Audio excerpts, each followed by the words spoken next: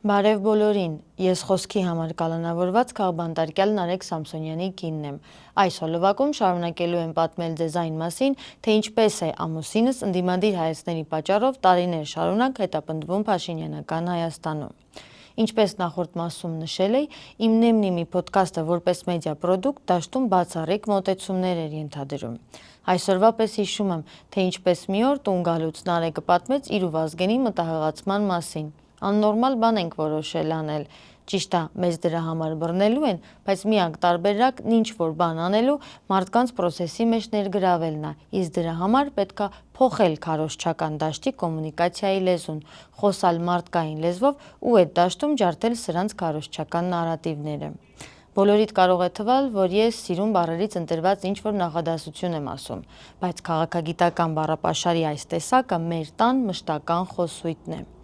Ընդհանրապես չգիտեմ որքանով եք հասցրել նկատել, բայց Նարեկն իր մասնագիտությունն իր կենսական առօրյան է դարձրել, եւ իդեպ փայլուն տիրապետում է քաղաքական հռետորաբանության արվեստի ամենաճոխ բառապաշարին։ Եվ երբ կոմունիկացիայի լեզուն փոխելու մասին այդ օրվա քննարկումը ծավալվում էր, իմ առաջին հարցն իր քաղաքագիտական բառապաշարն առօրյային ստորադասելու մասին էր։ Պատասխանը կտրուկ էր եւ անփոփոխ։ Միակ ճանապարհն է դա, այլ տարբերակ մարդկանց հետ խոսելու չկա։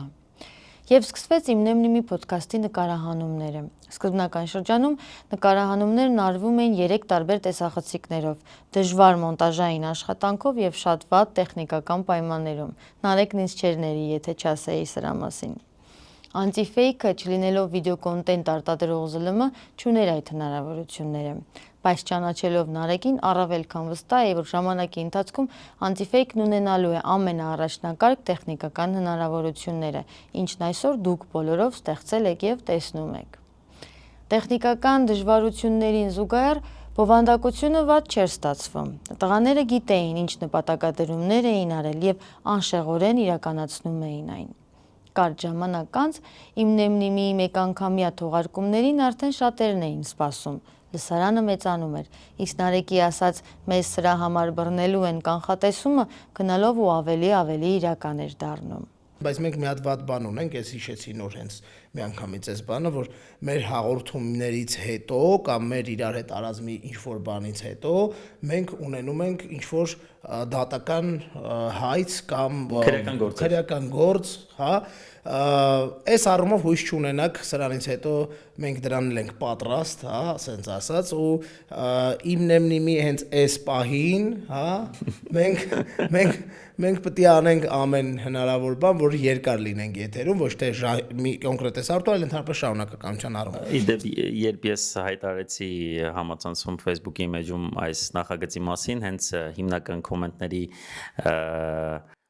բովանդակությունը այն էր, որ բայց չեք մտածում, որ այն ժամանակ եթե մեկ հաղորդում եք անում քրեական գործեր են հարուցվում, հաղորդաշարի կամ այդ ոդքասթի շարքի ընթացքում քանի քրեական գործեր կհարուցվեն, մենք պատրաստ ենք։ Իմ Նեմնիմի զարգացմանը զուգահեռ ռեժիմն ավելի ու ավելի էր այլասերվում, իր գործողություններում ավելի ու ավելի սանձարձակ էր դառնում, իսկ բառապաշարում արդեն գերակշռում էին սեռական բնույթի անպարկեշտ արտահայտություններով հակառակորդների մասին մտքերի չակերտավոր փայլատակումները։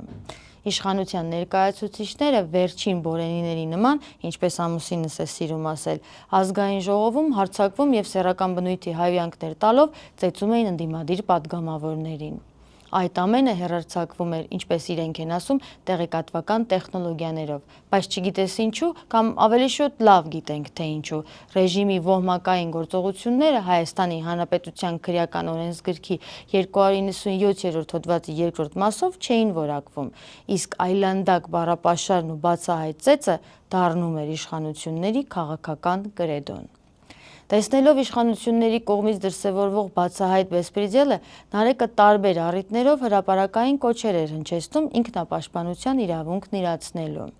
Այդպիսի դեպքերից մեկն էլ տեղի ունեցավ լուսահոգի Մհեր Սահակյանի պարագայում,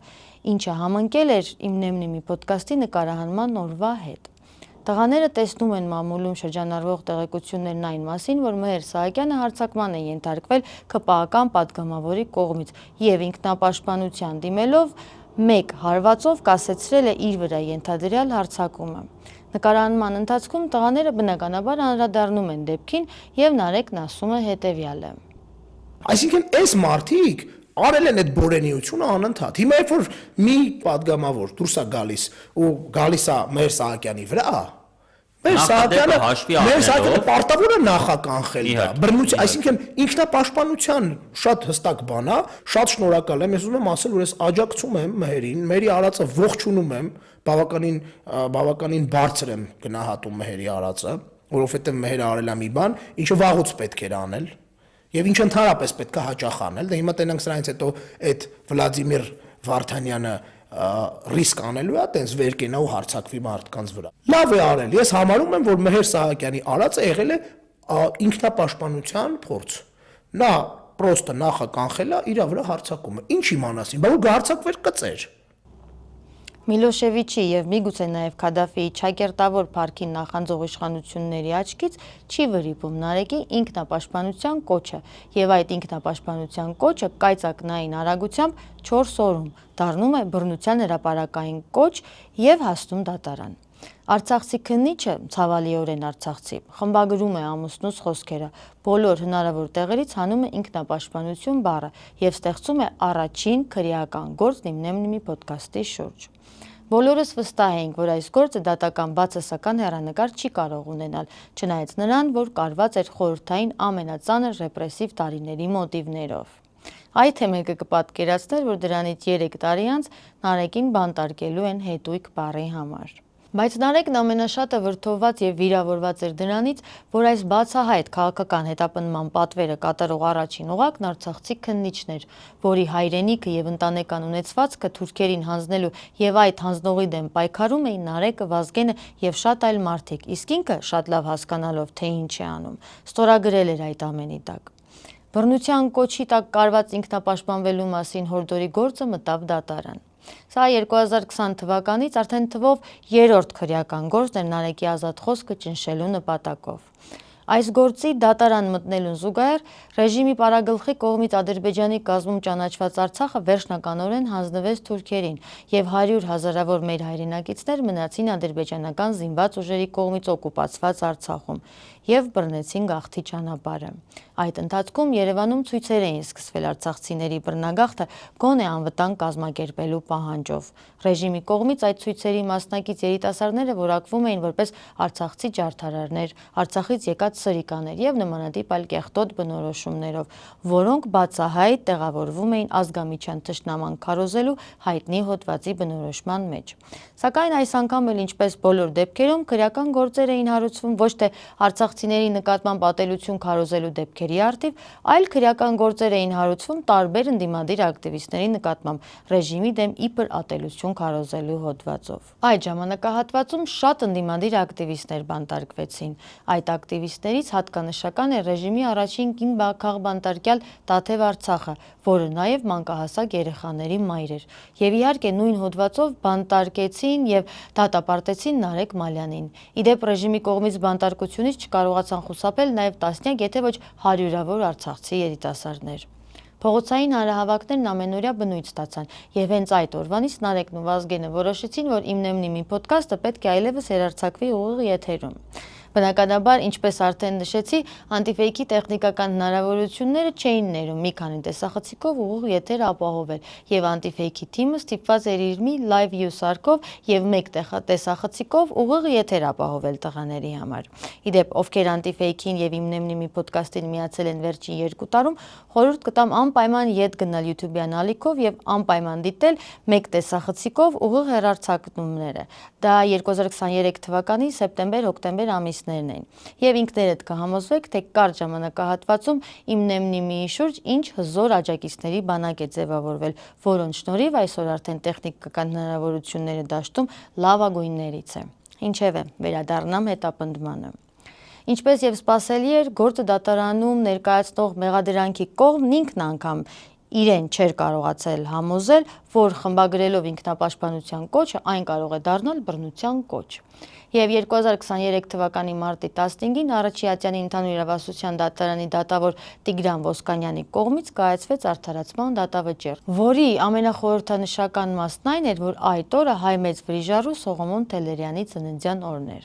Բոլորս ուրախ էինք, փաստով, որ անգամ ռեժիմի կողմից այդքան ճնշումներից հետո Հայաստանի Հանրապետությունում արդարությունը հաղթեց։ Դատարանը գտնվող Նարեկ Բագրատի Սամսոնյանի վերաբերյալ պետք է կայացնել արդարացման վերջին։ Դատավոր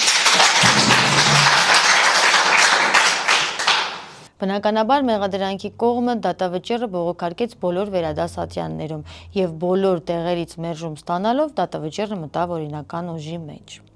2023 թվականի մարտի 15-ի արդարացման դատավճիռից ընդամենը 7 օր անց տղաներին արդեն 2-ով ենթարկեցին շատերիդ քաջածանոթ եւ ամենամեծ աբսուրդն իր մեջ պարունակող քաղաքական հետապնդմանը։